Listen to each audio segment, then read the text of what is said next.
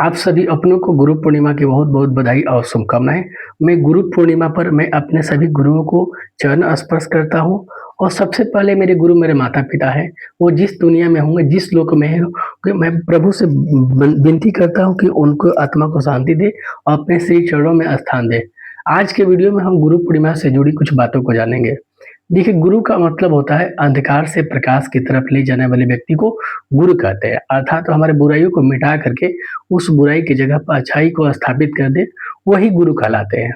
गुरु पूर्णिमा मनाने के पीछे कई कारण हैं, जिसमें से प्रमुख है हमारे महर्षि वेद व्यास जी, जो महाभारत के रचयिता है, जो महाभारत को लिखे हैं, उन्हीं के आज जन्म के उपलक्ष्य में ये जो है गुरु पूर्णिमा मनाया जाता है।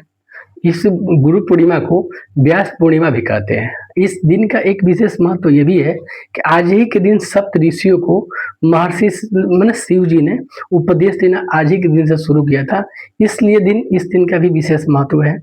दूसरा कारण ये है कि जो बौद्ध धर्म के जो गौतम बुद्ध जी थे सारनाथ में, आज ही के दिन से उपदेश देना शुरू किए थे। तो ये दिन बहुत खास हो जाता है हिंदुओं के लिए या हम सबके लिए। और सबसे बड़ी बात है कि देखिए, गुरु का तो स्थान एक अलग ही है हमारे हिंदू धर्म में या हर धर्म में अलग ही स्थान है।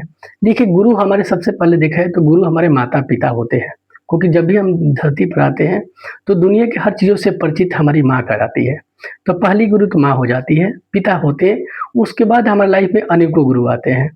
जैसे प्रकृति भी हमारी एक गुरु है, जैसे वृक्ष हमें सिखाते हैं कि निस्वार्थ भाव, सरहिए नदियाँ सिखाती हैं, सूर्य सिखाते हैं, चंद्रमा सिखाते हैं, सब प्राकृतिक चीज़ हमें सिखाती है। तो प्रकृति भी हमारी शिक्षा को गुरु हो जाती है। एक परिस्थिति भी हमें सिखाती है, यानी परिस्थिति हमें ज़िंदगी जीना, परिस्थितियों से लड़ना, अच्छे-बुरे का परिचय करना, अपना-पराई का एहसास कराना, ये परिस्थिति भी सिखाती है। तो परिस्थिति भी हमारी गुरु बन जाती है। और देखिए, गुरु 2 तरह के होते हैं, एक दीक्षा देने वाले गुरु, एक शिक्षा देने वाले गुरु।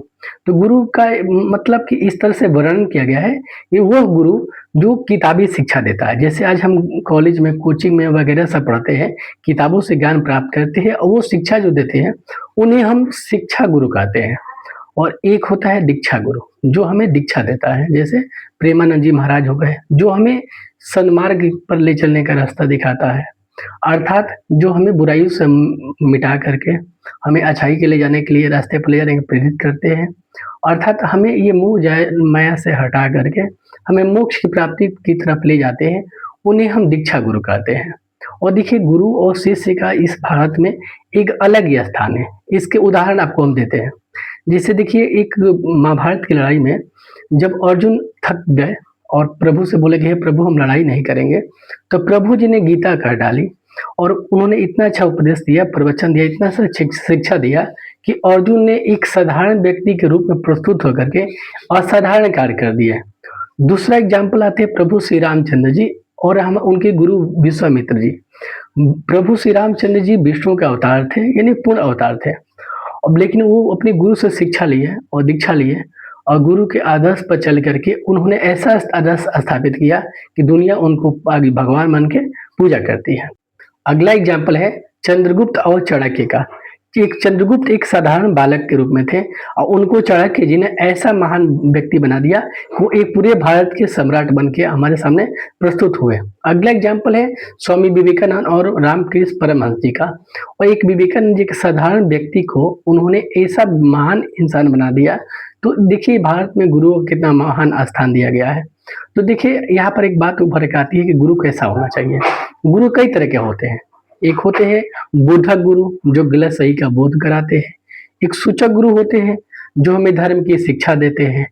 एक ऐसे भी गुरु होते हैं जिसको निषिद्ध गुरु बोलते हैं, अर्थात वो ऐसे गुरु जो हमें गलत रास्ते पर ले जाने के लिए प्रेरित करते हैं। जैसे कुछ ऐसे भी गुरु होते हैं जो गलत रास्ते पर प्रेरित करते हैं, जो जादू टोना वगैरह से ही संबंधित होता है। तो इस प्रकार सभी गुरु का एक अलग ही स्थान है। और एक गुरु का ये है कि गुरु कैसा होना चाहिए। तो देखिए, गुरु ऐसा होना चाहिए जो अमीरी गरीबी का भेदभाव न करे।